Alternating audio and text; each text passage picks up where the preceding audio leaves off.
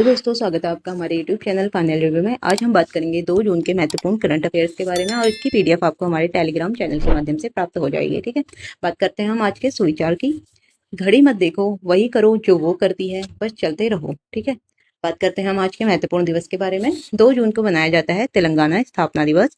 जिस 2 जून 2014 को तेलंगाना आधिकारिक तौर पर भारत का 29वां राज्य बना था। ठीक है, बात करेंगे हम 2 तारीख के अन्य दिवसों के बारे में। 2 फरवरी को बनाया जाता है विश्व आर्द्र भूमि दिवस, जिसकी थीम थी wetland and traditional knowledge celebrating cultural heritage. ठीक है, 2 अप्रैल को मनाया जाता है विश्व ऑटिज्म जागरूकता दिवस, जिसकी थीम थी autism and humanity, every life has value.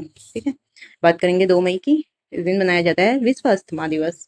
यह हर साल मई के पहले मंगलवार को बनाया जाता है, जो कि इस बार 2 मई को पड़ा था। ठीक है, बात करेंगे प्रश्न नंबर 1 के बारे में। हाल ही में जारी रिपोर्ट के अनुसार उत्तराखंड में इंस्टीट्यूशनल डिलीवरी की दर बढ़कर कितने प्रतिशत हो गई है? इसके सही उत्तर है 90.6%। ठीक है, बात करेंगे हम संस्थागत प्रसव दर के बारे में। ये चर्चा पे क्यों रहा है? क्योंकि जो नवीनतम रिपोर्ट के अनुसार, ठीक है, अस्पतालों और सुरक्षित केंद्रों में होने वाली जो इंस्टीट्यूशनल डिलीवरी है उसकी दर में वृद्धि देखने को मिली है। ठीक है, बेहतर स्वास्थ्य सुविधाओं और संस्थागत प्रसव दर 88.6 से बढ़कर 90.6% हो चुकी है, जिसमें जो पहली तिमाही एएनसी पंजीकरण में भी सुधार देखने को मिला है, जो कि 70 से 76.2% हुआ है। ठीक है, इसके कारण क्या होगा, जो एमएमआर और आईएमआर है उसके जो रेट हैं वो भी हमें क्या देखने को मिलेंगे, कम देखने को मिलेंगे। ठीक है, एएनसी क्या होता है? Antenatal care visit. ठीक है, बात करेंगे हम परीक्षा के लिए महत्वपूर्ण तथ्य के बारे में, जिसके अंतर्गत है मातृ मृत्यु दर प्रति 1 लाख जीवित बच्चों के जन्मों पर ये क्या होती है? दर्ज होती है। प्रति 1 लाख जीवित बच्चों के जन्म पर जो माताओं की जो डेथ होती है उसे क्या बोला जाता है? एमएमआर बोला जाता है। ठीक है, और शिशु मृत्यु दर क्या है? प्रति 1000 जीवित बच्चों के जन्म पर ये दर्ज की जाती है। इसके अंतर्गत क्या आते हैं? जन्म से लेके 1 साल तक के बच्चों को शिशु मृत्यु दर के अंदर रखा जाता है। ठीक है, बर्थ से लेके 1 ईयर तक के। ठीक है, बात करेंगे हम जननी सुरक्षा योजना के अंतर्गत। ये एनआरएचएम के तहत दिया गया है जननी सुरक्षा योजना, जो कि 100% केंद्र प्रायोजित है। ठीक है, महिला आरक्षण, राज्य ने पंचायत में महिलाओं का आरक्षण 50% कर दिया है इसमें। बात करेंगे हम प्रश्न नंबर 2 के बारे में। केंद्र सरकार की उल्लास योजना के तहत साक्षरता मानकों को पूरा करने के बाद उत्तराखंड का पड़ोसी पहाड़ी राज्य सिक्किम देश का कौन सा पूर्ण साक्षर राज्य घोषित हुआ है? इसका सही उत्तर है 5वां। ठीक है, बात करते हैं हम राष्ट्रीय सूचकांक सिक्किम साक्षरता के बारे में। सिक्किम ने क्या किया है, जो सिक्किम भारत सरकार की महत्वाकांक्षी उल्लास योजना है उसकी कठिन साक्षरता मानकों को सफलतापूर्वक पूरा किया है। ठीक है, जिससे उसको 5वां स्थान प्राप्त हुआ है। 5वां स्थान प्राप्त हुआ है। ठीक है, बात करेंगे हम प्रश्न नंबर 3 के बारे में। हाल ही में उत्तराखंड उच्च न्यायालय द्वारा सभी जिला अदालतों की विचाराधीन कैदियों के लिए वीडियो कॉन्फ्रेंसिंग सुविधाओं का अधिकतम उपयोग करने का निर्देश किस राष्ट्रीय पोर्टल के सुदृढ़ीकरण के तहत दिया गया है? इसका सही उत्तर है ई कोर्ट NGDZ-CIS के तहत। ठीक है, इसे क्या, इसकी जो फुल फॉर्म है वो क्या है? नेशनल जुडिशियल डेटा ग्रिड और केस इंफॉर्मेशन सिस्टम। ठीक है, बात करेंगे हम न्यायिक व्यवस्था वीडियो कॉन्फ्रेंसिंग के बारे में। जो उच्च न्यायालय है, हाईकोर्ट है, उसने विषम परिस्थितियों को ध्यान में रखते हुए विचाराधीन जो कैदी हैं उनकी अदालत में पेशी हेतु वीडियो कॉन्फ्रेंसिंग को अनिवार्य कर दिया है। ठीक है, ये सभी जिला अदालतों में वीडियो कॉन्फ्रेंसिंग की सुविधाओं का अधिकतम प्रयोग किया जाएगा। यह कदम ई कोर्ट NGDZ-CIS पोर्टल को सुदृढ़ करेगा। ठीक है, इसके परीक्षा के लिए जो महत्वपूर्ण तथ्य हैं वो क्या है? NDGD क्या है? देश भर की जिला और उच्च अदालतों में लंबित और निस्तारित मुकदमों का एक राष्ट्रीय एकीकृत ऑनलाइन डेटाबेस है। ठीक है, ई कोर्ट परियोजना क्या है? न्यायपालिका में ICT लागू कराने का प्रमुख राष्ट्रीय मिशन है। ठीक है, बात करेंगे उत्तराखंड उच्च न्यायालय नैनीताल में स्थित है। ठीक है, जो कि उत्तराखंड का सर्वोच्च न्यायालय है। बात करेंगे प्रश्न नंबर 4 के बारे में।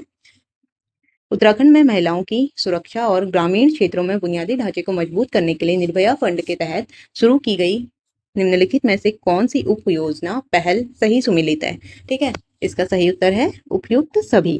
ठीक है, बात करेंगे हम निर्भया फंड योजना के बारे में। इसके अंतर्गत कौन कौन सी हमारी उप योजना है? निर्भय नेत्री, निर्भय चेतना एंड निर्भय दृष्टि। ठीक है, निर्भय नेत्री के अंतर्गत क्या किया जाता है? जो महिला जनप्रतिनिधियां हैं उनको विशेष कानूनी सशक्तिकरण दिया जाता है और विधिक अधिकार प्रशिक्षण और पंचायत स्तर पर नेतृत्व जागरूकता बढ़ाई जाती है। ठीक है, निर्भय चेतना के अंतर्गत क्या है? जो पुरुष और महिला एंड पुरुष समाज है उनको समानता से देखा जाता है, और पुरुषों के लिए सेंसिटाइजेशन हेतु गहन प्रशिक्षण और जागरूकता कार्यक्रम चलाए जाते हैं। ठीक है। निर्भय दृष्टि क्या है? महिलाओं की सुरक्षा के लिए सीसीटीवी कैमरे को लगाना क्या कहलाता है? निर्भय दृष्टि कहलाता है। ठीक है। जो निर्भया फंड की स्थापना है वो कब हुई थी? 2013 में हुई थी। 2012 में निर्भया हत्याकांड के बाद, ठीक है, 2013 में इसकी स्थापना की गई थी, जो कि इसका नोडल मंत्रालय है केंद्रीय महिला एवं बाल विकास मंत्रालय। ठीक है। बात करेंगे हम प्रश्न नंबर 5 के बारे में। हाल ही में राष्ट्रीय स्वास्थ्य रिपोर्ट के अनुसार उत्तराखंड और अन्य पर्वतीय राज्यों में रोटा वायरस टीकाकरण का दायरा बढ़कर कितना हो गया है, जो बच्चों में गंभीर दस्त रोग को रोकता है। ठीक है। इसका उत्तर है 85.4%। ठीक है। स्वास्थ्य सूचकांक रोटा वायरस टीकाकरण के बारे में हम बात करेंगे। जो पर्वतीय क्षेत्र हैं वहाँ जो रोटा वायरस टीकाकरण है उसके जो केसेस हैं उसमें वृद्धि देखने को मिली है। ठीक है। प्रगति देखने को मिली है। ठीक है। अभूतपूर्व प्रगति। उत्तराखंड और अन्य जो पर्वतीय राज्य हैं वहाँ रोटा वायरस टीकाकरण का जो कवरेज है 36.4 से सीधे छलांग लगाकर 85.4 तक पहुंच गया है। ठीक है। रोटा वायरस क्या है? रोटा वायरस एक अत्यंत संक्रामक वायरस है जो कि शिशुओं में क्या करता है? गंभीर दस्त, जिसे हम डायरिया बोलते हैं, और डिहाइड्रेशन का कारण बनता है। ठीक है। जिसके कारण क्या होता है? शिशुओं की सबसे ज्यादा मृत्यु देखने को मिलती है। राष्ट्रीय पहल क्या है? ये मिशन इंद्रधनुष के अंतर्गत आता है, जिसमें 100% पूर्ण शिशु टीकाकरण राष्ट्रीय लक्ष्य है। डायरिया से बचाव के लिए जो प्राथमिक उपचार है वो क्या है?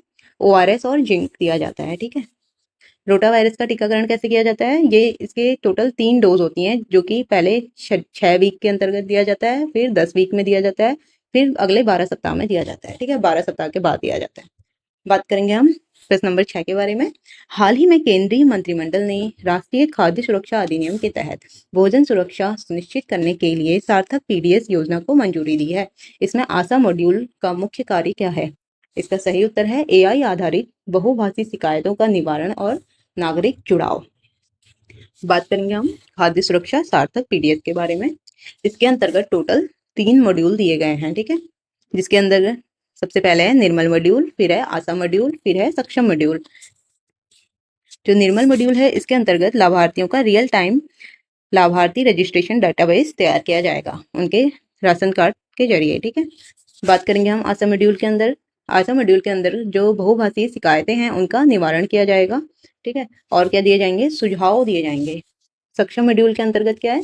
जो खाद्य वाहन है, खाद्य वाहनों की रियल टाइम ट्रैकिंग की जाएगी, जिसकी वजह से क्या होगा? जो कालाबाजारी है उस पर पूरी तरीके से रोक लगाया जाएगा। बात करेंगे परीक्षा उपयोगी महत्वपूर्ण तथ्य के बारे में। मंत्रिमंडल ने इसे 25,530 करोड़ रुपए की मंजूरी दी है। ठीक है। जिसके अंतर्गत राष्ट्रीय खाद्य सुरक्षा अधिनियम कब लागू हुआ था? 2013 में लागू हुआ था। इस केंद्रीय मंत्रिमंडल के जो अध्यक्ष हैं वो हमेशा प्रधानमंत्री रहते हैं। सार्थक क्या है? Scheme for assistant in ration transport and handling, income with automation in PDS।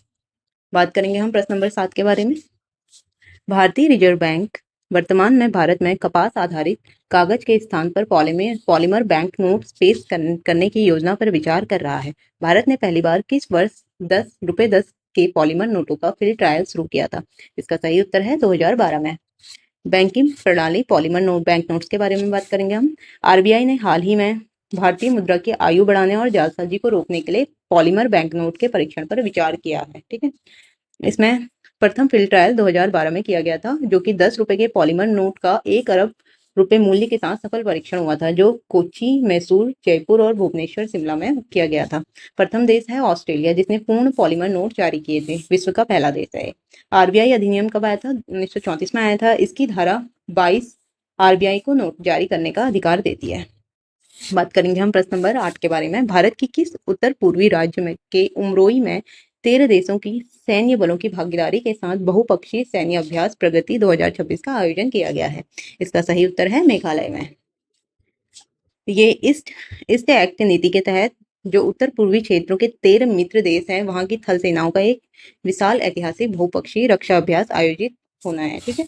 इसमें रणनीति कूटनीति क्या है? बहुपक्षीय अभ्यास प्रगति 2026 का एक प्रमुख मुख्य फोकस हिंद महासागरीय क्षेत्र, उग्रवाद विरोध अभियानों और रक्षा सहयोग और आपदा के समय मानवीय सहायता प्रदान करने पर यह केंद्रित किया गया है। ठीक है। बात करेंगे परीक्षा हेतु महत्वपूर्ण स्थल व देश के बारे में। आयोजन स्थल है इसका उमरोई, जो कि उमरोई सैन्य स्टेशन, जो कि मेघालय में स्थित है। सहभागी राष्ट्र कौन कौन से हैं? Bharat, Nepal, Bhutan, Sri Lanka, Maldives, Vietnam, Malaysia, Myanmar, Cambodia, Laos, Philippines, Seychelles and Indonesia है। ठीक है, बात करेंगे हम प्रश्न नंबर 9 के बारे में। हाल ही में किस एशियाई देश ने भारत की सुविधाओं में ट्रीटमेंट और गुणवत्ता नियंत्रण प्रक्रियाओं में कमियों का हवाला देते हुए अल्फांजो, केसर, लंगड़ा जैसी भारतीय आमों की किस्मों की आयात पर अस्थायी निलंबन लगा दिया है? इसका सही उत्तर है जापान ने। बात करेंगे हम निर्यात को बड़ा झटका कैसे लगा है। ठीक है, जिसमें जापान ने भारतीय प्रसंस्करण सुविधाओं में पादप शिक्षता मानकों में कमियां देखते हुए भारत के अल्फांजो, केसर और लंगड़ा आमों के आयात पर स्थायी रूप से रोक लगा दी है। बात करेंगे हम परीक्षा हेतु महत्वपूर्ण शब्दावली के बारे में। इसमें है वेपर हीट ट्रीटमेंट। इसके अंतर्गत गर्म भाप द्वारा फलों के भीतर जो हानिकारक कीट और फ्रूट फ्लाई हैं उनके अंडों को क्या कर दिया जाता है? नष्ट कर दिया जाता है। ठीक है, नॉन टैरिफ बैरियर क्या है? टैक्स के बजाय स्वास्थ्य या तकनीकी मानकों का बहाने आयात पर रोक लगाना क्या कहलाता है? नॉन टैरिफ कहलाता है। एपीडा क्या है? कृषि निर्यात की गुणवत्ता की देखरेख करने की एक प्रमुख नोडल एजेंसी है जिसका मुख्यालय दिल्ली में स्थित है। बात करेंगे हम प्रश्न नंबर 10 के बारे में। भारत और किस देश के बीच व्यापार समझौते की आधिकारिक तौर पर लागू होने से दोनों देशों के बीच द्विपक्षीय व्यापार और आर्थिक सहयोग को नई ताकत मिली है? इसका सही उत्तर है ओमान। बात करेंगे हम भारत ओमान सेपा के बारे में। भारत और पश्चिम एशियाई देशों के बीच पश्चिम एशिया के बीच आर्थिक संबंधों को बढ़ाने हेतु सेपा का आधिकारिक रूप से लागू हो गया है। ठीक है, जिसे हम व्यापक आर्थिक साझेदारी समझौता भी बोलते हैं। कर मुक्त पहुंच, इसके अंतर्गत क्या है? जो भारत के कपड़ा, इंजीनियरिंग सामान और कृषि उत्पाद और आईटी सेक्टर को ओमान के घरेलू बाजारों में 100% टैक्स फ्री पहुंच मिल जाएगी इसके अंतर्गत। ठीक है, परीक्षा के लिए महत्वपूर्ण तथ्य क्या है? सेपा किसे बोलते हैं? दो या दो से अधिक जो मित्र देश हैं इनके बीच आयात शुल्क समाप्त करने की जो एक विस्तृत ट्रेड पैक्ट है उसे सेपा बोला गया है। खड़ी सहयोग परिषद किसे बोला जाता है? सऊदी अरब, यूएई, कतर, कुवैत, ओमान और बहरीन का एक मजबूत तेल समृद्ध राजनीतिक आर्थिक गठबंधन को क्या बोला गया है? खड़ी सहयोग परिषद बोला गया है। ठीक है, होमरूज जल डमरू मध्य ओमान, इस जो होमरूज जल डमरू मध्य है यहाँ का ओमान इस रणनीतिक जलमार्ग के मुहाने पर स्थित है। ठीक है, जो कि ये क्या है? हमारे वैश्विक जल ऊर्जा परिवहन की एक मुख्य धमनी है जो होमरूज जल डमरू मध्य है। ठीक है, बात करेंगे हम प्रश्न नंबर 11 के बारे में। ब्लूमबर्ग की नवीनतम आंकड़ों के अनुसार भारत को पिछाड़कर कौन सा देश दुनिया का पांचवा सबसे बड़ा इक्विटी शेयर बाजार बन गया है? इसका सही उत्तर है ताइवान। बात करेंगे हम ताइवान जो है पांचवा बड़ा देश बन चुका है। ठीक है, सेमीकंडक्टर और एआई बूम के अंतर्गत क्या है? ब्लूमबर्ग के आंकड़ों के अनुसार वैश्विक एआई माइक्रोचिप क्रांति के दम पर जो ताइवान है उसको भारत को पिछाड़कर दुनिया के पांचवें सबसे बड़े शेयर बाजार के अंतर्गत आ चुका है। ठीक है, बात करेंगे हम मामूली अंतर। जो ताइवान का मार्केट कैप है ये 4.95 ट्रिलियन रहा है, जबकि भारत का 4.92 ट्रिलियन के साथ छठे स्थान पर आ चुका है। ठीक है, टीएमसी क्या है? एक ताइवान की अग्रणी माइक्रोचिप निर्माता कंपनी है जो एआई क्रांति पर आधारित है। ठीक है, भारत के स्टॉक एक्सचेंज बीएसई का जो सूचकांक है वो सेंसेक्स है और एनएसई का सूचकांक निफ्टी है। बात करेंगे हम प्रश्न नंबर 12 के बारे में। भारत की सांस्कृतिक कूटनीति के तहत मध्य प्रदेश के सांची स्तूप में संरक्षित भगवान बुद्ध के दो प्रमुख शिष्यों की पवित्र अवशेषों को किस देश में सार्वजनिक प्रदर्शन के लिए भेजा जा रहा है? इसका सही उत्तर है मंगोलिया देश में। बात करेंगे हम सांस्कृतिक कूटनीति बुद्ध अवशेष के बारे में।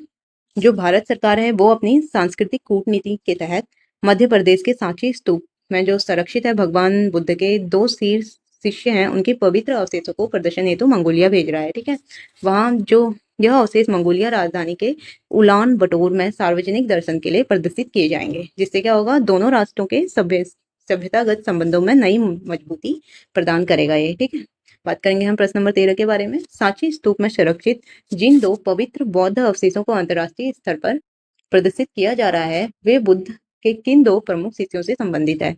इसका सही उत्तर है सारिपुत्र और मौदलायन। ठीक है, बात करेंगे हम प्राचीन इतिहास शिष्यों के अवशेष के बारे में। बुद्ध के दो शिष्य अरिहंत सारिपुत्र और अरिहंत मौदलायन के जो अवशेष हैं उनको कहाँ भेजा जा रहा है, मंगोलिया भेजा जाएगा। ठीक है। जो सांची स्तूप है वो मुख्य रूप से भगवान बुद्ध को समर्पित है, जबकि जो सांची परिसर का स्तूप संख्या 3 है ये विशेष रूप से अरिहंत शौरिपुत्र और अरिहंत मौदगल्यायन को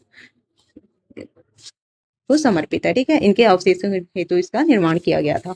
बात करेंगे हम खोजकर्ता के बारे में। ब्रिटिश काल के महान पुरातत्वविद अलेक्जेंडर कनिंघम ने क्या की थी, सांची स्तूपा की खोज की थी। ठीक है। सांची स्तूप मध्य प्रदेश के रायसेन जिले में स्थित है, जिसका निर्माण 3वीं शताब्दी में किसने किया था, सम्राट अशोक ने कराया था। ठीक है। मंगोलिया कहाँ स्थित है, चीन व रूस के बीच में एक लैंडलॉक राष्ट्र है।